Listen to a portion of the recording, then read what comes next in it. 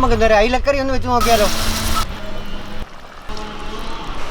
നമുക്ക് ചില വെളിച്ചെണ്ണ ഒഴിച്ചു കൊടുക്കാം, ഉലുവ ഇട്ട് കൊടുക്കാം, കടുക് കൂടി ഇട്ടു, തുള്ളി ചതച്ചതും 1 സ്പൂൺ ഇഞ്ചി ചതച്ചതും കൂടി ഇട്ട് കൊടുക്കാം, 2 പച്ചമുളക്, കരിയാപ്പല ഇട്ട് കൊടുക്കും, ചുമന്നുള്ളി അരിഞ്ഞെടുത്തിട്ടുണ്ട്, ഇത് നമുക്ക് ഇട്ട് കൊടുക്കാം. നമുക്കിത് നല്ലപോലെ ഒന്ന് വഴറ്റിയെടുക്കാം. ഉപ്പിട്ട് കൊടുക്കാം.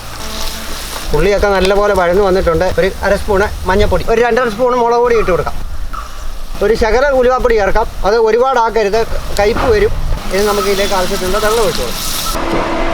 ശേഷം കുടംപുളി ഇട്ട് കൊടുക്കാം. ഇനി ആവശ്യത്തിനുള്ള ഉപ്പുകൂടെ ചേർത്ത് കൊടുക്കാം. ഇത് നല്ലപോലെ നമുക്കൊന്ന് തിളപ്പിക്കാം.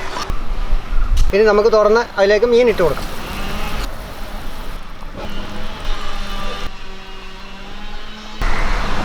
ഇനി നമുക്ക് അടച്ചു വെച്ച് നല്ലപോലെ തിളപ്പിച്ചെടുക്കാം. നമ്മുടെ കറി റെഡി ആയിട്ടുണ്ട്. ഇത് നമുക്കൊന്ന് ചുറ്റിച്ച് കൊടുക്കാം. കരിയാപ്പല ഇട്ട് ഒന്ന് അടച്ചു വെക്കാം. കറിയൊക്കെ നല്ലപോലെ കുറുകി വന്നിട്ടുണ്ട്.